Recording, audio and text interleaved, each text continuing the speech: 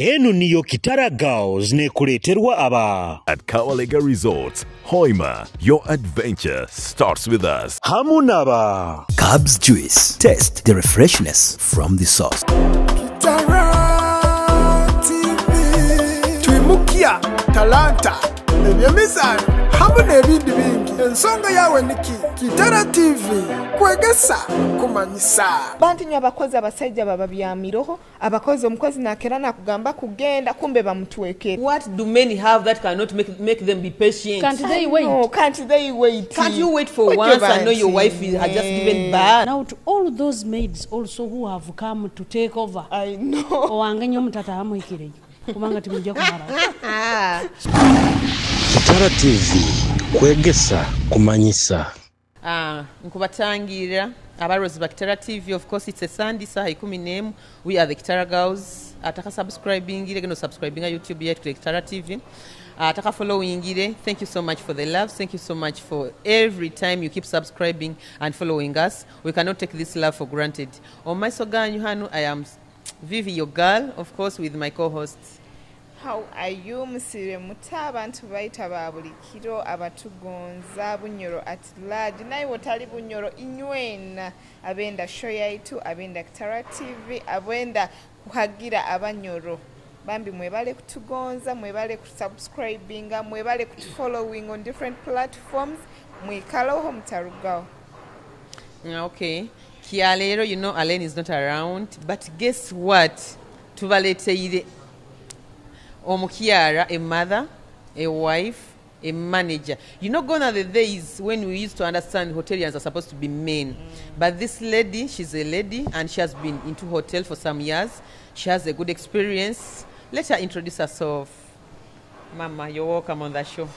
Thank you so much, Vivian. Thank you so much, Kitara Girls and the Kitara Show. My name is Kamgarira Anita, the manager, Kabalega Resorts Limited. Okay. Nice to have you on our show. Thank you so much. I'm so delighted. Okay.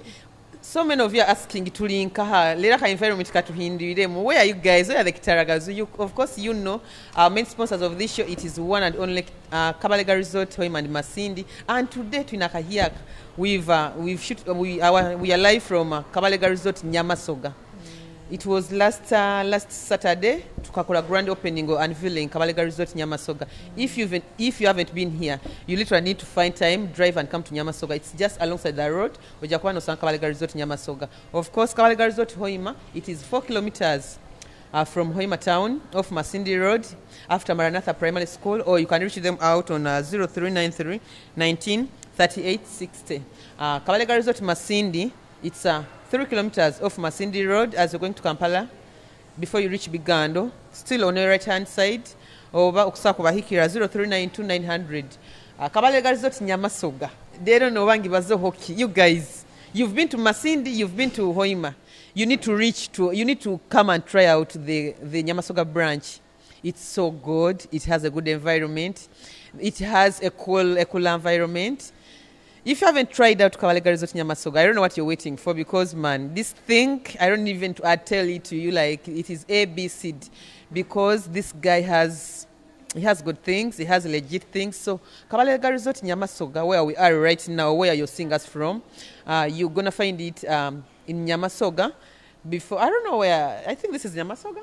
I don't know, you haven't, Buseruka, yes. Kabalega Resort Nyamasoga gisanga Buseruka, just hamukono go still agwo bulyo. You'll be seeing a signpost ya Kabalega Resort Nyamasoga. So reach them out. You can call on those numbers, either ya Masindi or ya Hoima, for proper directions. Kathy. Sponsor wa itondi nkabulikiro ali Cubs juice. Cubs juice on mumumanyire. Bojoka tumurangire juice yete kyali yokuterera nduru mbuwewe mugende mugule juice ye is so authentic. Juice ye is so nice. Nkugambire ekolebwe mu bintu ebiri nacho fruits tibagenda nibateka musanga juice zindi nibateka ebintu yes, a food color just to get that color, but his juice is really nice. Bakusangibwa kandi bayina na ice cream. They have ice cream, so bambi mugende muhagire Cubs juice basangibwa Central Market. Then another branch ngira area ice cream. Is it ice cream? Yes, it is. Yes, eri nanka, is it behind Stand Big? Bunyoro Kitara Kingdom. bunyoro Kitara Kingdom enyuma aho niho bakusangibwa so mukusaako bafuna genda Central Market specifically genda Central Market ogamba kwenda juice yes ogenda kumusanga juice yeri nungo ino mukoro oina pate obolimuka because nyo sandegyo tuchumba tubana ebintu binge byokora ati no ganchumbire kandi nkole juice bike nyo mukora ankolera delivery kyasa bit nimanya nchumbire baitu a juice cabs juice nwagikora so this Sunday iwe muterero abantu muka obasavinga akajuice ka cabs ogya kurera embera yone hindukire so mu supporting mwana wanyu wa bunyoro wiki baireta kafe kono zoka korongi kiki you look good thank you manager you look good.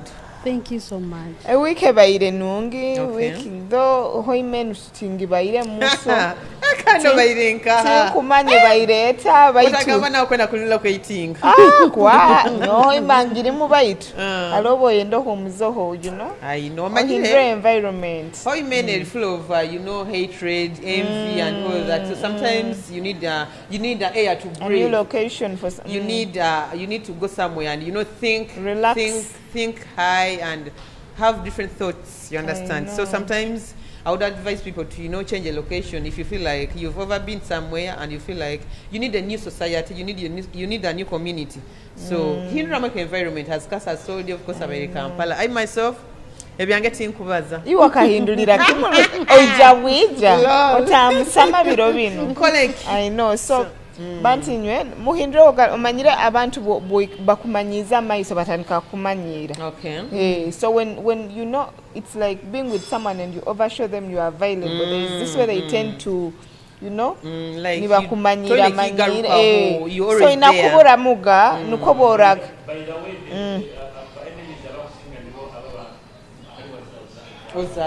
yes exactly so omuntu akurira the Kitara Girls today make sure you change the environment stop being so stagnant in one environment go to Kabalega Resort and relax come to Nyamasoga Kabalega Resort Nyamasoga and relax those things of being in that small town of yours and you're making noise you're shouting like like frogs it's not good so yes manager how are you I'm very well how is the husband the governor. Our Kenyan man. Yiko mzuri. Asa. How is your boy?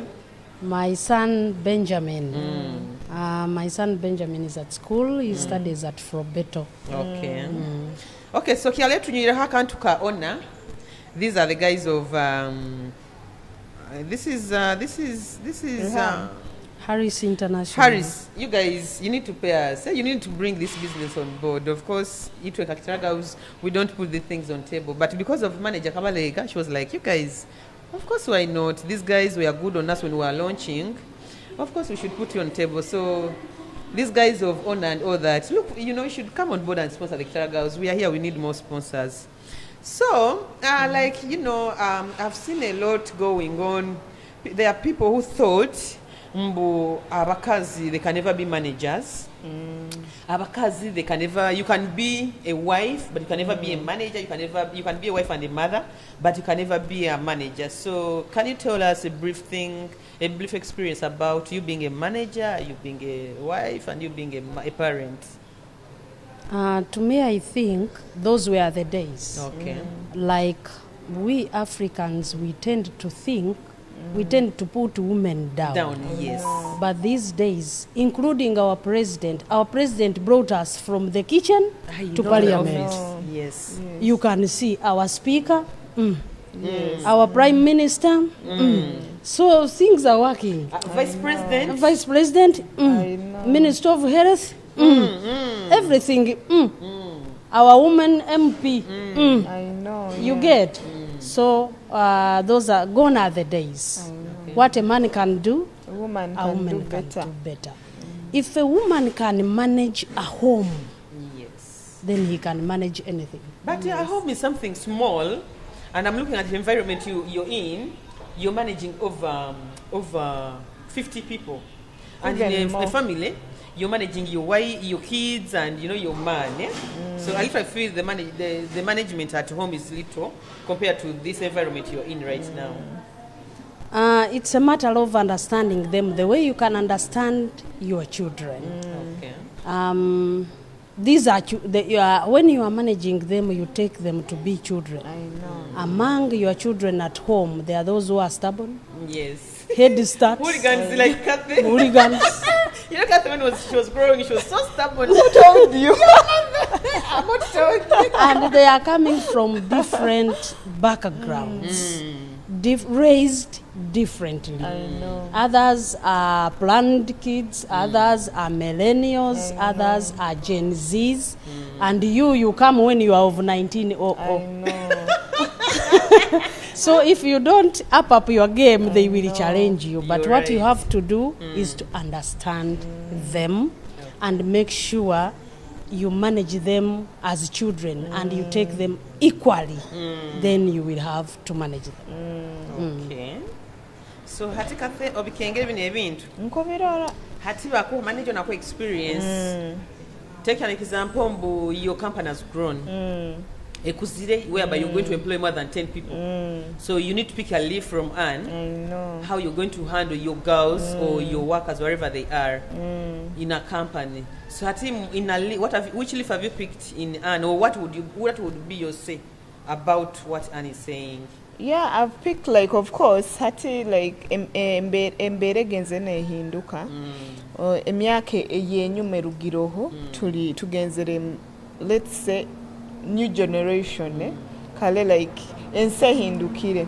So either buli nayo bumwasangaga no gonzo mukazi. You know nowadays hari abakazi abakuvuga get tax. Ne border. A border.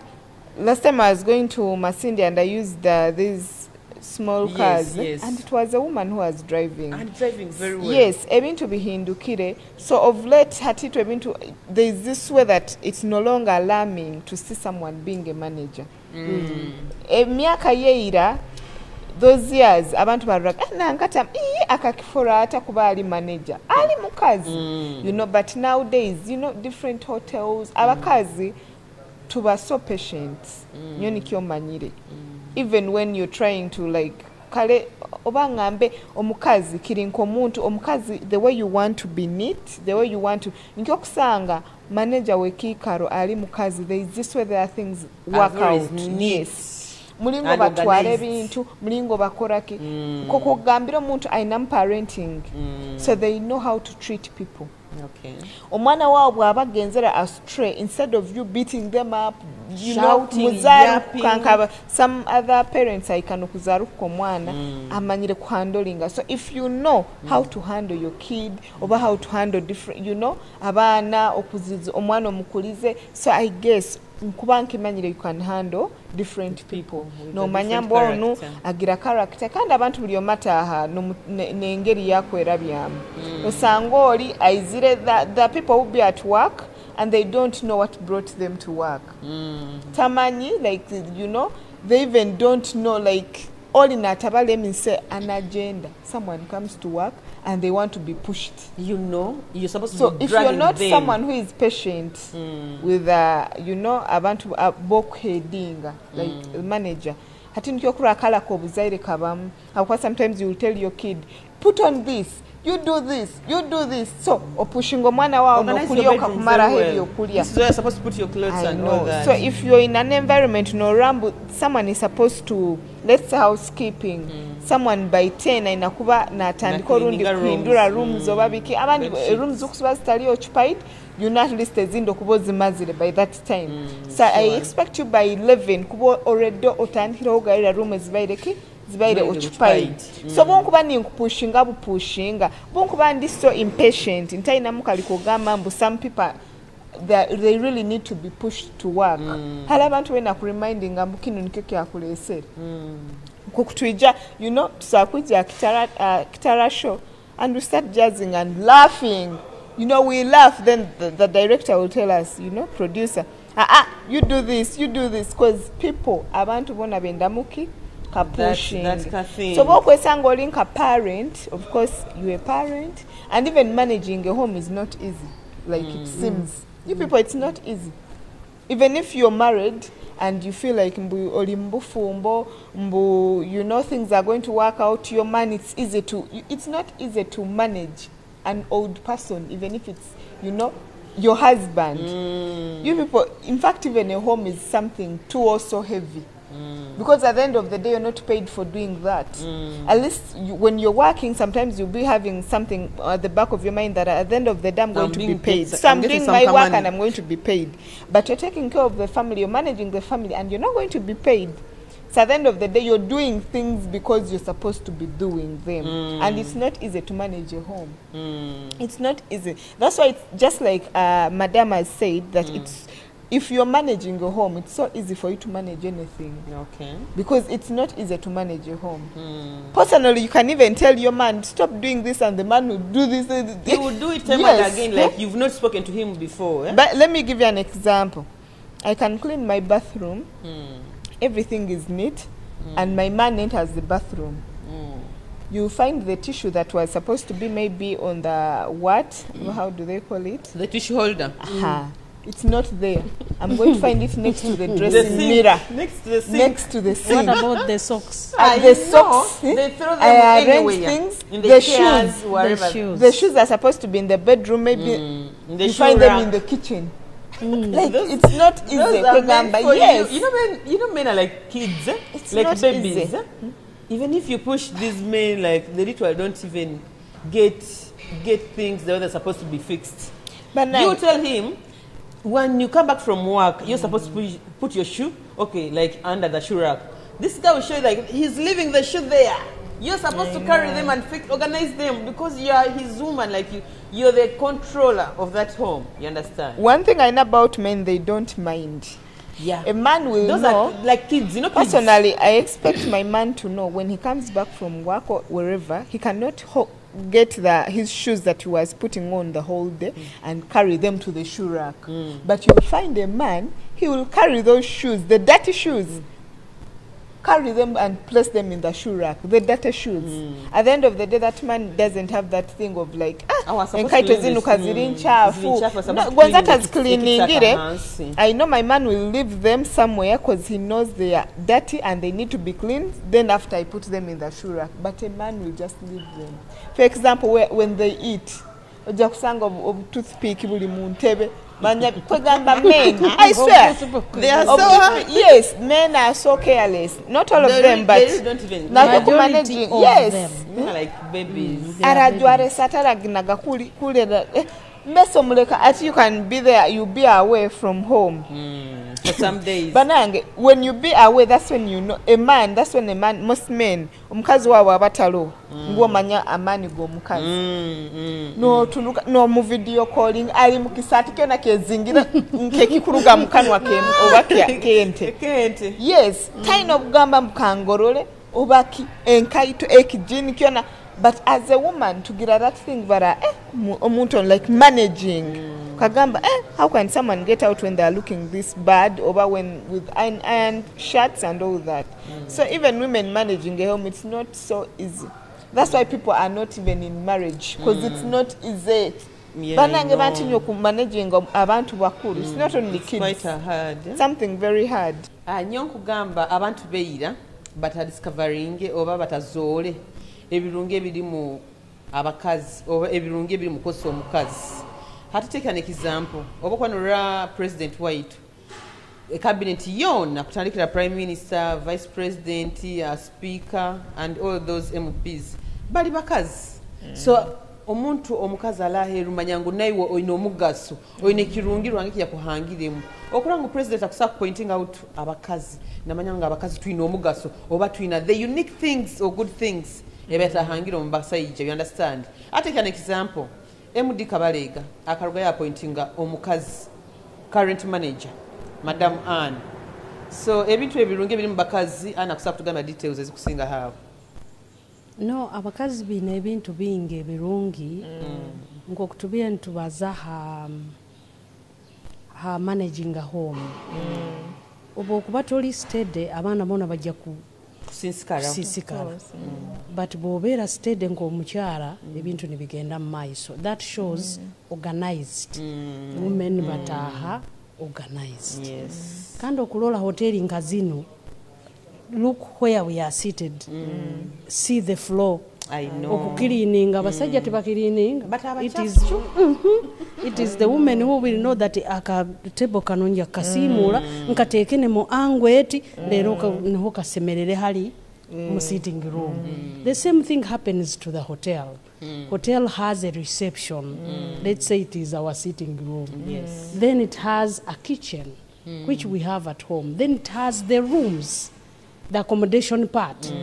It is a setup of where a home. By the now you've opened my eyes. I didn't know like your hotel is a home. It is a it home. has a kitchen. We have a kitchen home. It has a reception. We have a sitting room home. Well, welcoming. That's a sitting room, right? It has rooms, bedroom. So this is another home. You Yes. understand? So now you come at Kabalega. You reach there, you find our receptionist.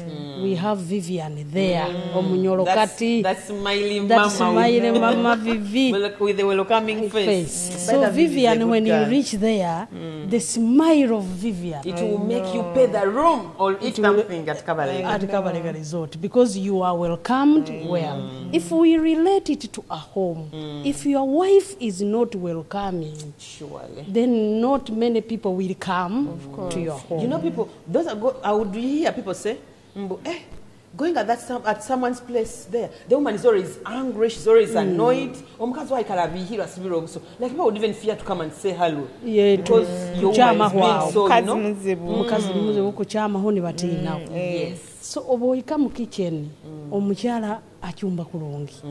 So as a manager, I am supposed to know how the food is cooked in a clean place, plated well, and it is brought in front of the guests. If we go also on the trust, many directors love to work with women because of trust. Obedience. Women are obedient. Yeah, they are. You know, men are so hard to be obedient. A man, you tell him, I don't want this. It's like, his fellow men, why are you even telling me to do that?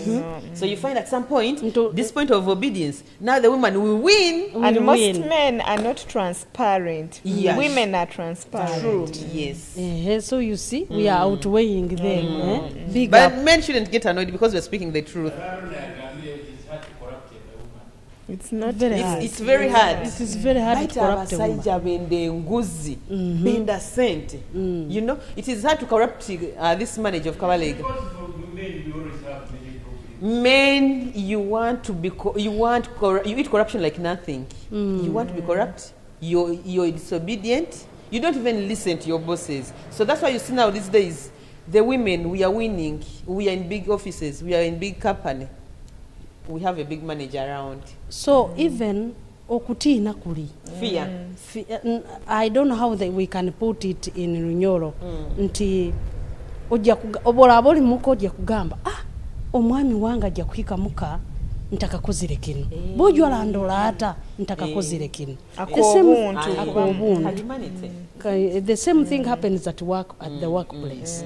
Bojo Peter ajja atakasanga nti Anita ibiro omugeni yatwala sente zayo bayayiba baga yayenduzira abamuni babafunga n'empingu babakwasiri nibongezaho biru hamugeni bojo omukazi takusobola kukikola takusobola akutiina kalako obuntu bagiramu akantu ko okutina kuswara thank you kuswara being embarrassed in front of your boss. You know, Anna me I don't want to be embarrassed in front of Peter. Nawe nkamugambira nti olunako obundi muduupa alasanga ngenzera because I cannot stand this community kusanga nibokyo omukazi kipira ibire. It sounds yes. I've never. Yes. You know, it's there. Women in Kampala bantu babakwatagani baiba. I've seen a scenario where a woman stole I think she stole a pig, or was it a pig, or she stole a chicken? They got this pig. It wasn't a pig or a chicken, something like that. They tied it in her rope like this. It would be you know, a chicken. and the woman said, my kids were starving. We've taken so long without eating. Now like, because she wants to get something for her kids to eat. No, what we are saying, the society will judge a woman for stealing, Yes. but the man, I want to Those are yes, they call it stealing. But a woman killing komukazi kuba nowe nagiriza. You know, let's say marriage. I can be having a man that sleeps around, that is seen with different girls in a hotel, and people will know that is Kathen Wataham Mukaziwe. So they will see it as normal. But if Kathen starts moving around with men, everyone would say, it sounds awkward. So there are some things women too limiting. Yes. To get a makan to limit. No kulola bakutire hempingu nkazindo zile weekend lero baby wange Benjamin arabazaki lero mama governor agamba so no tina mwako nkakuletera okolaki okuleka ekyo kyobine noyenda kola so we are trusted even when I tell a guest, even if he calls me and I tell him yes you will find me at Kabalega Resort and your room is already booked. He will trust my words. But if he's a manager anja kusanga zikiresa emune kichweki ibiri aba manager batambire mwira bakenzire in town bakenzire you know. But for if I say that you will come at Kabalega Resort and find me and indeed you will find me. So in conclusion, women have trust, they are trusted. They are keepers of a place, a home, a hotel, they are keepers. And bagira mwoko okutina nti balandolanta ndi mukyala okwetwalira mu kitiibwa ky'obukyala abaana bange muka dadi wange governor bona Okay. Habwaki I've seen a scenario. They give you a business, like for example manager. They will give you a business and JB they tell you they wanted to grab that business and bring it to Kabalega Resort. But do you know, where you have high chances of bringing the business and JB will fail. Or your convincing tongue, as Itu and Kabakaz, we have that convincing tongue that God gave us. That someone who trusts a woman and will not trust a man. Do you understand? Actually, the CEOs are asking they use women. Why? To grab deals. And Anne is a self-example. There are deals Anne has brought for Kabalega. Like, how do you even convince them? What good thing that God gave you, like, as women, that another woman doesn't know, like, she has that talent, she has that unique thing, like, she can convince a business and bring it on board. Like, you bring businesses every time and again in Kabalega Resort. How do you convince a client? You should come and Kabalega Resort, you should come and do your workshops here, you should come and, instead of going to other hotels, come to Kabalega. You have that convincing tongue. Or like any other woman out there, we are given a good convincing tongue from God. That one is automatic. Omukyala takusabaga ekintu n'oyanga. I know. Okulola no mamuli omwo in social networking, social life in town. Osobola okusanga omukyala yikalire nkogo omulungi ayitireho ka lipstick kaya yikalira nobwala abataka kusabira ekyokunywa obukire iwe mwenyini wogambire weyito omukyala onda yikalire kuli nalola manager wa Kabalega yikalire hano akunywa soda wata hana anywa soda nagamba nti ogo mukyala ntaka hinene kinabalizi nekina kasabiri mbitungirire so obuntahamu if we go back to my job when I go for a contract, the confidence I go with. Sometimes you find that the majority of the people in procurement department are men. Yes. So obunkuta hamu ko mukyalo. But omukyalo oli owamani ali confident kanda akimanyiri nekyayizire kutoza akimanyiri so nimpika nimugambira nti nyonyizire ndugire Kabalega Resort nyobanyeta Anita nti bitu kantaka kuloraga Kabalega Resort imutambulira honka okundo you're speaking your eyes speaking the smiley face is coming kandi abakazi bata magnet hati omukazi n'omukazi let's say okimanyire halo abakazi obwaruro omukazi mutaiwe ahura kubi So omusajja all like men and women by mulingo besika bwangu. So you end up convincing them even in the you enter and they are all accepting before even you tell them what you want. And also we have that convincing tongue like how we have said. The moment I start talking. And if we go for business, I talk. And I cannot manage with you. So the word is in my mouth, there are very many. God knew what I was supposed to go and do on you will grab the business away from me. On earth. So even what you are saying, namumuleke tubazebuka balegerizoti. Omuntu atandika nimbagambira nti it is in a forest setup. Man-made forest. Man-made. Hati natandika kweyabuza lero forest setup lero kwisanete bite kutahamka lero ni nyongereza want oil city lero ni nyongereza so you end up getting more clients using what you have. Not that you are a slut, not that you are wooing them to what, but you are confidently telling them that Kabalega Resort is the best in the region. Kwenda kusima abakiaturora, thank you so much for loving the Kitara Girls. Of course, it's on Kitara TV. Otaruga hat show yenu habwensonga part 2. Omanyi kitu tugia kuleta. O manager abaza tugambiro experience byatembere nyonyi. Nje mukamanya ngakazi batembere nyonyi. Oyabena agenda Italy. Hey, you got reasons of staying here. Of course, it is Kabalega Resort, Hoima Masinda, and Nyamasoga, the main sponsors of this show. You can find Kabalega Resort, Hoima, 4 kilometers off Hoima town. Masindi Road on your right-hand side after Maranatha. Kabalega Resort, Masindi, 3 kilometers from Masindi town. As you're going to Kampala Road, still on your right-hand side, you can find Kabalega Resort, Nyamasoga in Buseruka.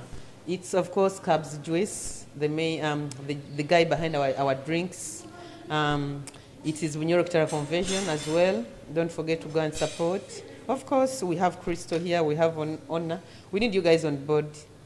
Stay tuned. We are coming back with fire. Discover your home away from home at Kabalega Resorts, Hoima, located just 4 kilometers from Hoima City on the Hoima-Masindi Road. A real resort in an eco-environment, nestled near the stunning Albertine Escarpment and historic Mparo Royal Tombs. We are the perfect blend of convenience and charm. Treat yourself to our cozy rooms, mouth-watering meals at the restaurant, and refreshing moments in our outdoor pool. Whether you're here for business or leisure, our conference facilities, camping grounds, and fun-filled kids' playground are ready for you. Escape, relax, reconnect at Kabalega Resorts. Hoima, your adventure starts with us. Book today.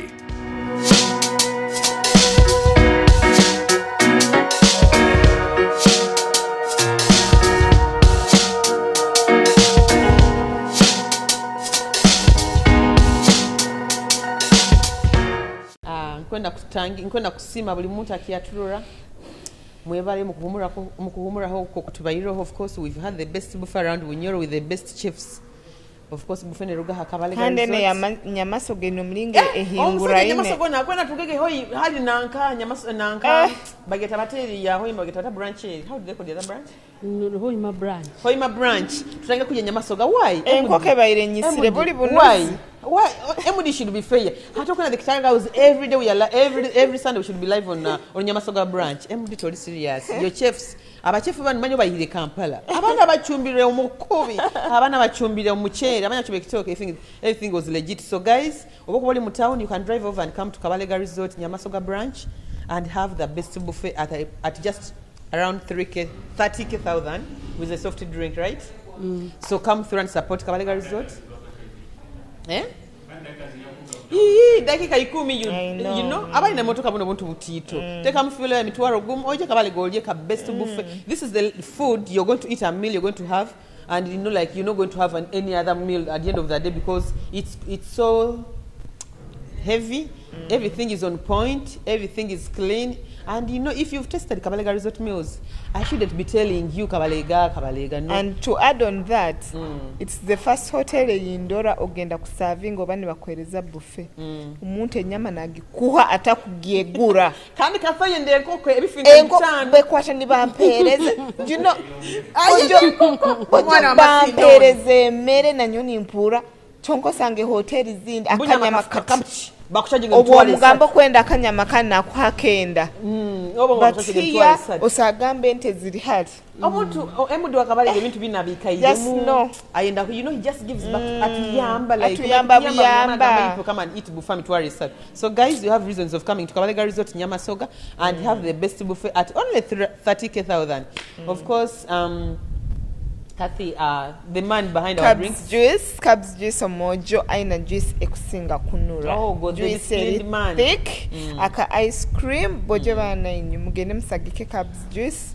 Nkwenga soze nko kuzitaha nongi ne juice ye nkwetaha ata muntu wabantu so bambe juice nyobo mutera mugamba cabs juice nkwenda ka juice okamanyira kali fresh and he does exactly what you know. Katabin you ordered for this and you get this. He does the best juice around town, ice cream or in an event yona. Bojo mleke kwimba abantu mamu bayire Kampala bamukozereke juice ya hano it is so good, it is so natural, so thick abana bagihobwire. So bambi mugende supporting juice. Yes, gendo msanga Central Market over behind Bunyoro Kitara you know plaza. Is it a plaza or something? Actually Cabs juice every day. Akora no sugar juice like delivering a fund every day. I know. No sugars. Era ngamba afanda kwenda juice. No sugars. So okora na afanda gamba this boy omwana akola ka juice akarungi. So Cabs, big up. Thank you for doing something genuine and something good for your clients. Bana inyumba nyina kubagambira twentukiya abazi tunemboze twege ntubazao. By to like at this time around tuanze tukolema ka violence. You know you people you love spoiled things. Enyuma hawa bampaire hama hure. Araho omusuma. I call you a thief. A thief. I bangambiro ujozi bakakukwata. But this guy, I don't want to go so detail. But this guy, bangambiro abainaiva abakastoma mu one of the bars in Hoima.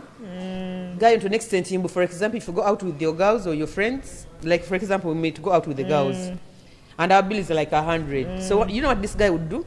Na making your bill 150 na bongera memtwale egi hati bangambira omusumo onu aba customer takani bali kwa mubare no cyali mugaruke because omusumo onu abainaiba customer bakamkwata juezi funga mkono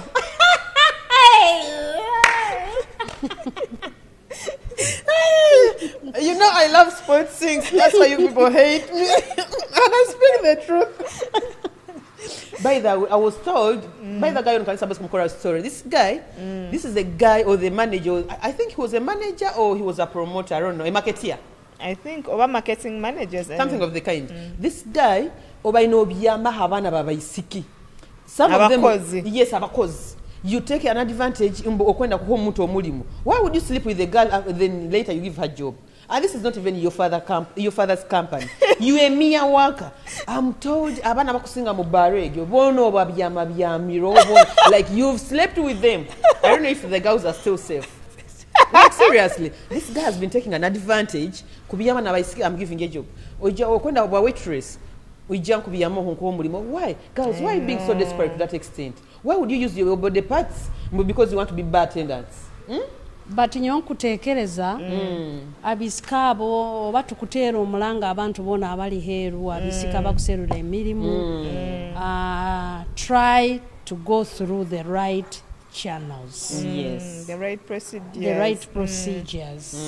Because it is not right. Oboliro omuntu wena nagamba nti nsoke mbyamene iwe niho nko omulimo oyo fake ogoguleke sigaza dignity omulimo mukamalale emilimo mukama ni wagigaba sigaza dignity itwe hakaba legalizoti tinkahura ga omuntu no agambire nti manager wakaba legalizoti agambire nti osoko ompe sente niho nko omulimo osoke oije nkubyameho niho nko omulimo kandi na heads of department tufayo munno kubanga era omulimo sobola kugutunga noija notaha mu department ya let's say a service and in that department ekukulirwa a man and then he says if you want me to promote you or if you want me to give you or if you want to leave you go for off anything I know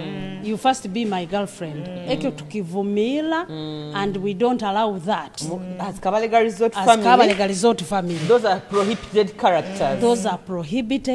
characters so nkukivumila kandi nkuvumirira nti managers should style up mostly this manager no wonder bamusibire bakamusiba kitito bakamusiba dihi wiki ehoire member entalo so itwana tubayiro but of course amahuri gatuhika kafe omojo no kumubaza hoki abukwa manager Kabalega abalize point of view nyawe ekingenda agamba abaisiki you know abaisiki bantinyoreka nkokwa manager nkokwa agambye tube muganda dignity omuntu wena kugamba lekamba nze byamena iwe kandi osangiro abantu bandi ekyo kikole kyaki that akikora muno that whoever comes ainakora kikubyama nawe omaye baketa ka tester nyina kumutestinga abandi batakamulire no I'm being honest ka tester those managers they feel like mbu kali ka tester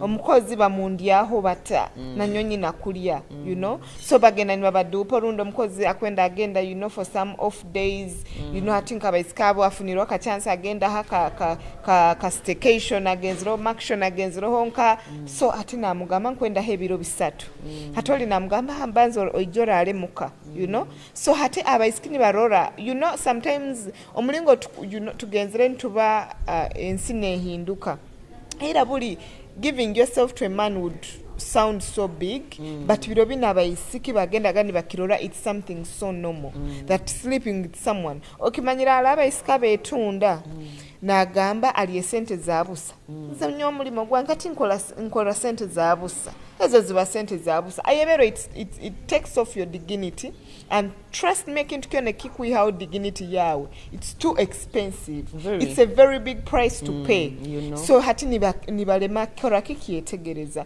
so naba manager inywe at the end of the day nyonga mbebiro 40 bikora kibihika tosa kuba hantu gonze nowe fora kigonzo bandi mbefora barogo bonza bandi mwefora mbuiwe umanyire muno mukama wekikaro at the end of the day ebiro 40 bikora bihwayo kando sakuba umanyire muno mukama wekikaro chonko yebero bokoro musango mukama wekikaro loses more than true so they would rather send you off and remain with their company over clients sababu yes olitagenda agambe kikaro kinu nanka kisisire nyoka nsigaze nanka I lose clients so nanyo ba manager mkolege bintu numufayo let's love our jobs omuntu wabano endo mulimo gwawe buliki ekiba nikigya gusiso kiyehara so genda kwesanga if you're going to do something obo ibire obo kozereki and it's tarnishing your company name or it's tarnishing wherever you're working you avoid it trust me if you're a manager you abakazi bali buying trust me so if kanda katinisa ako I don't know but have you ever been there itwe nkabakazi omusajja nakwana no mubane kitinisa there's this way you once you sleep with the man there's this way you have that kind of disrespect I don't know it's automatic that a girl or someone manager I'm giving an example that I know it can't happen but I'm saying if a cook sleeps with you there's this one obora mukambu halira you do this they'll be like for what you know, now we're like so what about stealing if you steal together I know if you steal together you steal a room together how will you manage how will you manage because akubana akurora nko so nobora mugamba mbu today you did this ajakurora gamba onu nawe musuma last night you slept with that girl and this morning or by in the evening you're shouting at her there is no that respect manager when ali out there you know it's not good to judge twena twino mlingo tuba but then I'm telling you it's really bad that you're sleeping with someone at the end of the day towe directinisa nko muntu no bokwemera oli mu mpalize ezinga okemera and you're shouting someone knows how you be when you taleka kurwana nabo okulola abantu bano abakola mu hotel abana bekwana yes otandika kulwana nabo yes because it is their age okulwana na kuku okulwana na bar attendant because otwira omwami why yes otwaira kaisikeke you are all rubbing shoulders on one person and trust me okimanyire I've seen a scenario whereby akabaho wait was it no bar attendant ali musaija babeta ba waiter yes I know mwiskiwe omiskogwa I want even to say where like she is or nkaba mumanyire nta because if I mention that byo majja kumanyo how nkugamba it's just some ka story bar attendant ogo na yendo mwiski like they were in a relationship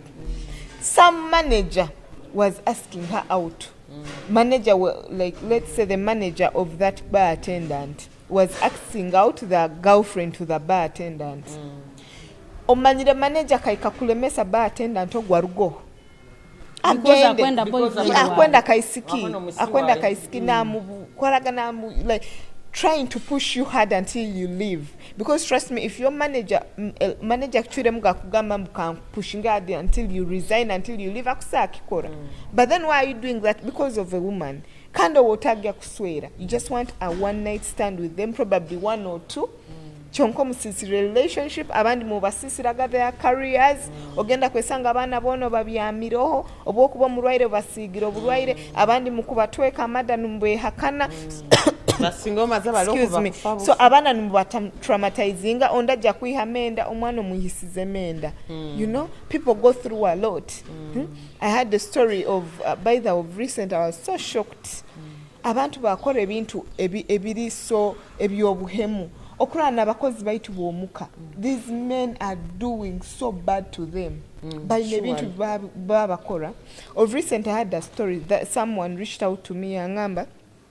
iba musajja kwetegereza it was a story omukazi wakabayinenda agenzere kuzaara bali bamusemeize you know bakusemeza sakumara like 2 days bironka bisatu oli hairwaro this man akabaya akaisikika na kataka kore wa house girl mukamyaka 15 omusajja gwe yakafosinga yakarapinga Jesus Christ yakatera no katera point whereby you know this rape of being dragging her into sex yamutera omwisikogo harabaho omwisiki yasabora abazaire be bamuhaho bakoraki bamutwara bamuzara jinja igangoko. So the girl after some time bayisanga kora akozerek ainenda yesu batero omusajja nibakoraki na gamba amanyambu nyo waiting kwenda manya enda mukoleki mugihemu omusajja connectinga no muntu kuba maybe a guardian akoze akurolero muntu ogwe yalesero mukozi ba connectinga yabasindikira manyanke mitware 3 bagenda bamuho bujuma enda koleki agihemu enda ebyembi ende rugamu kubi omiskafu na something like fistula or something you know that bleeding non-stop bleeding yes Jesus Christ ya bleeding lakim so bambi omiskaka ataina kyokora bakuterera omusajja amwesambire. What they did, they had to call the wife. Of course, that was. But you people are on manyire. They are women who are women. Banti nywala abakaza bata. Omaya bantu beta emekete. Bold women. You know what the woman did? Akakwata yahereza obuyambi obuyamazire yatwara omusajja polisi. Yamwetwalira. Yamutwara. Kurola na nyoba ntendesi. Better that. I'm telling you that thing is even bakabiteka na TV West something cause bikababya TV West biri bya size zambarara then omukozi arugire nkayiganga omukazi akateka menkaito for the girl to get justice. The woman is big up to that lady, big up. Omukazi akagamba yagamba no mwana obansemeze mu mwesiki she had 3 girls. The girl that was defiled and raped is 15. So you know the things always come back to you. Ogenda akigamba let me you know hide things omusajja wange at the end of the day bijja kugarukira abana bawo. That woman stood her ground.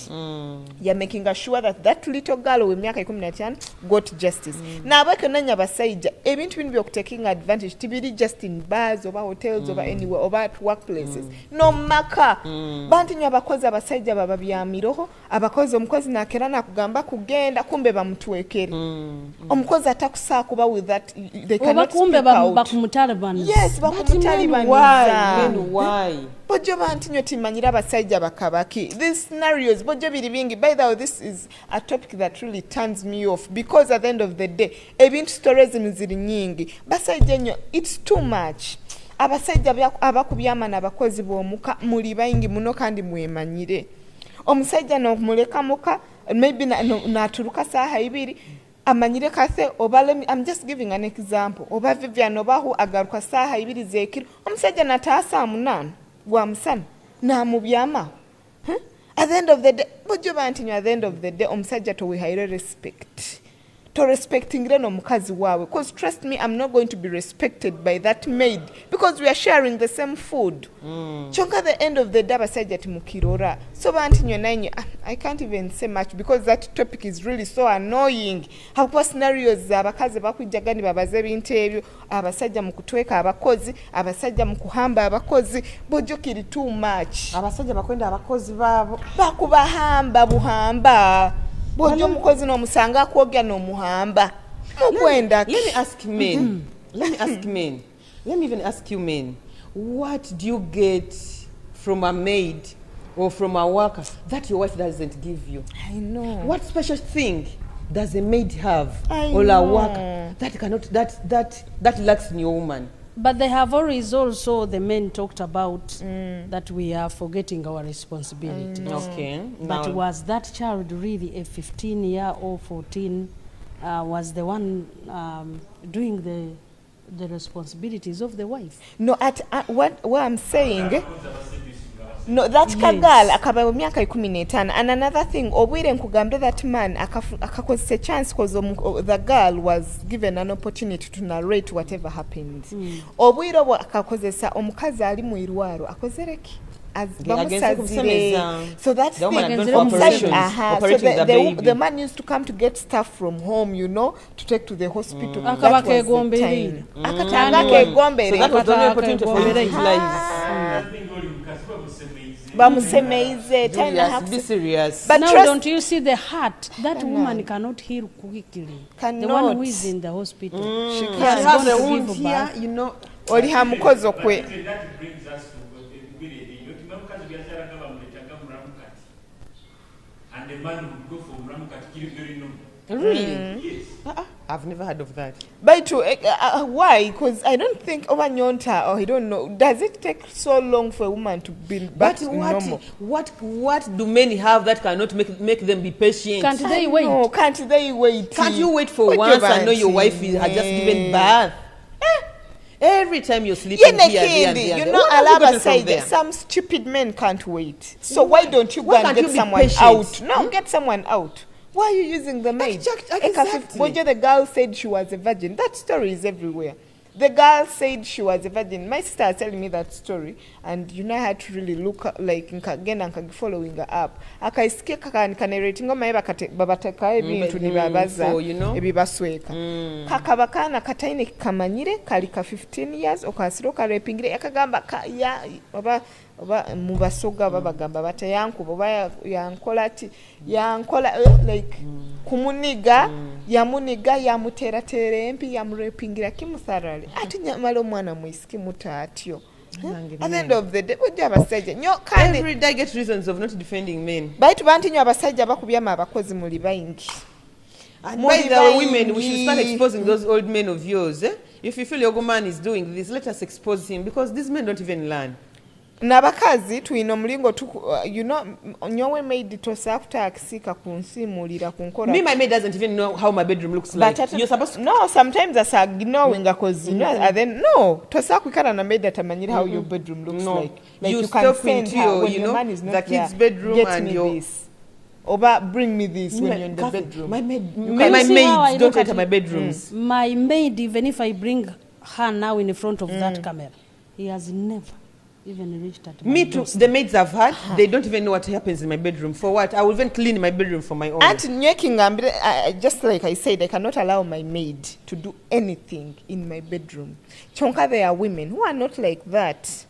Maid in hatahamuna simura. This is going back to the women who are losing their responsibilities. Scenario omusajja omulekerego mukabyamire. In the morning you've gone somewhere because abakazi nowadays we are working.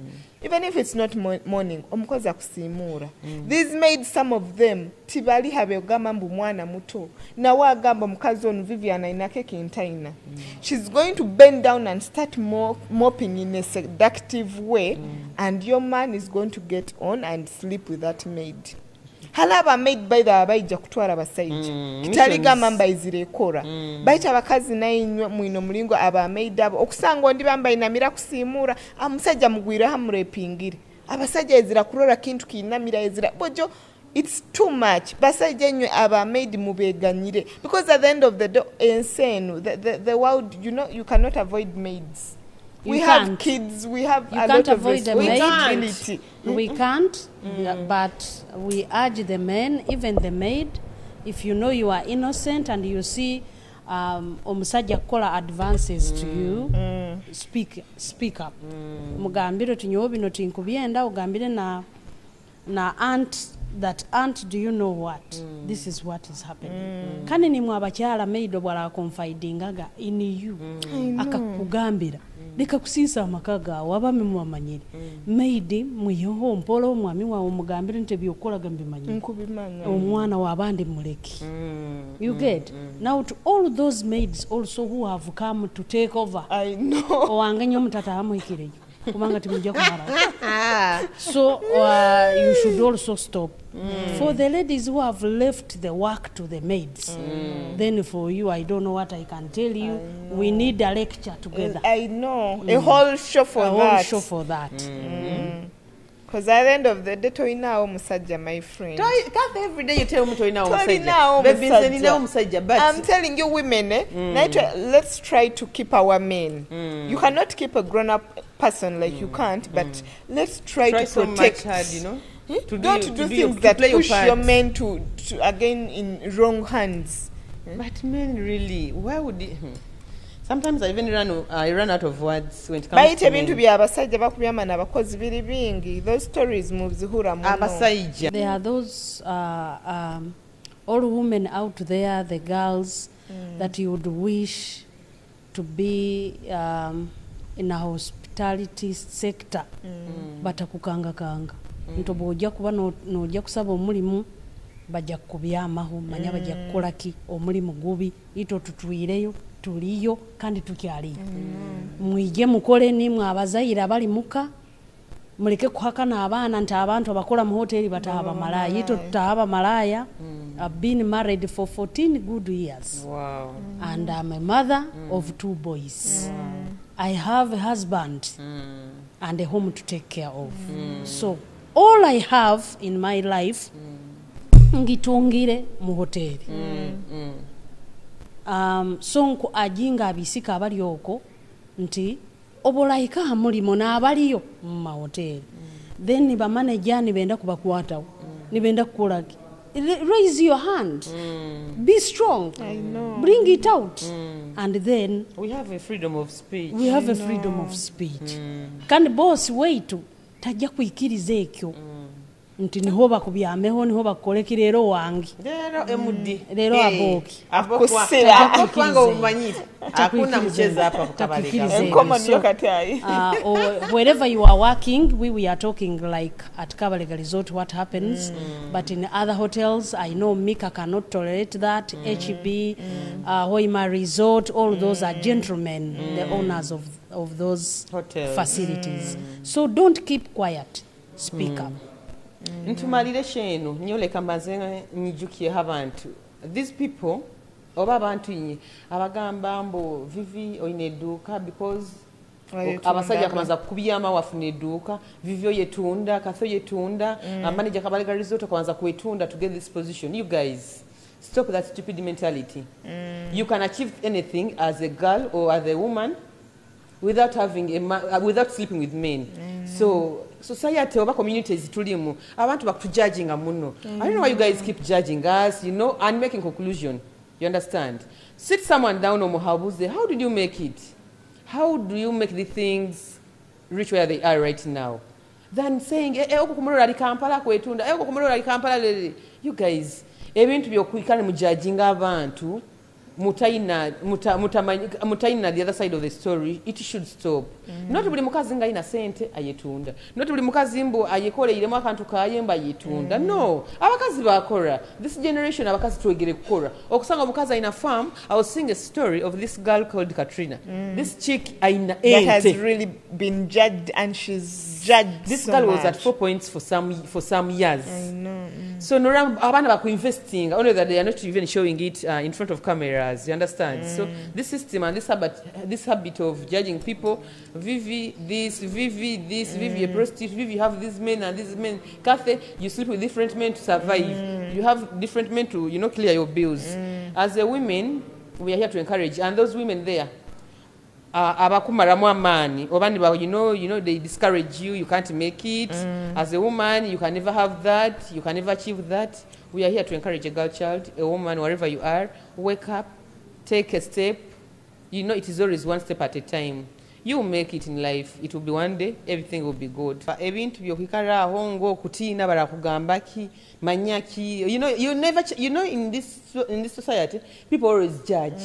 People always bring that negative energy. And me, by the one thing I've learned, Kath and Anne, this negative energy on social media has pushed me so high and high and high. You understand? Had it not been that negative energy, you wouldn't been somewhere or in the never, right hands now. Never. Big up.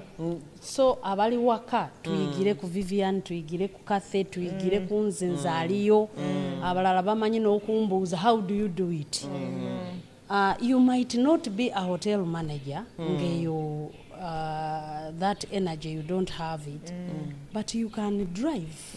I've seen UNHCR, the drivers, those ladies, they are the ones they prefer most. I have seen in Nairobi ladies doing the tax, taxing abavuga tax. I've seen them on the borders. Ngate be basinga nokola ne Kampala je bali. Mbasaze nga ba mechanics ekyasinga okuntabula. It is, have you ever been in Mombasa? You see those ladies driving those trailers. The trailers. The trailers, we know, like it is a man to drive it. Trailers. Wow. So men, women out there, what a man can do, a woman can do better. So I urge all of you, don't stay at home. Don't say bananda babatia, bananjogera kobichi. Please come. The space is the limit. I know. Yeah. So abakazi manager kabagambire mwikirize mu manyembo emirimo yona. Omusajja gwa kukora naye okusa kukora n'okusingaho. You understand? So otagamba ngo buire buna ba manager ba hotel baina kuba basajja. Manya abakuvuga tractor baina kuba basajja. It is both way, both genders. So nkwenda kusima buli muntu abaina trura ko nambe tutandikire again tumalia show yaitu mwebale muno kurara the Kitara girls, of course kiale kya sabiti mwebe muteba supporting a Cubs juice mwebe muteba supporting the Kabalega Resort Hoima Masindi and Nyamasoga. Nkwenda kusima our guest Madam Anne, manager Kabalega Resort. Thank you so much for your time. Thank you for loving the Kitara girls. Kathy, mwebale muno kuba naitwe, mwebale muno kutugonza. It has been really, it's a pleasure, to be with Madam Anne, the manager. She's really a good person. Very good human. Atamuntu atafri, like alaba manager bandi nanye mugira your facial expressions sa yona mwikara mwetagire you're not welcoming.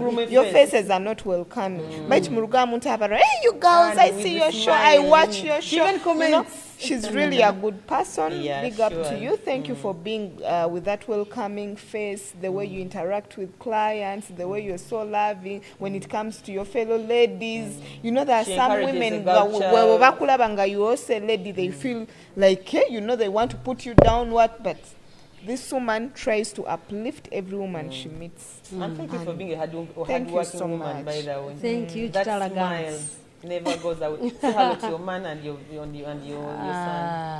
We'll send them greetings. I send greetings to, let me start in Frobeto. Okay. Frobeto Nursery and Primary School. Those who are taking care of my son, my all. You can imagine. And to the governor at home. I know. I love you so much and miss you. Big up. Okay. Thank you so much, everyone who has watched us right from the start up to the end. We love you so much. Thank you for loving us. Thank you for supporting the Kitara Girls. See you next time. Bye. Bye.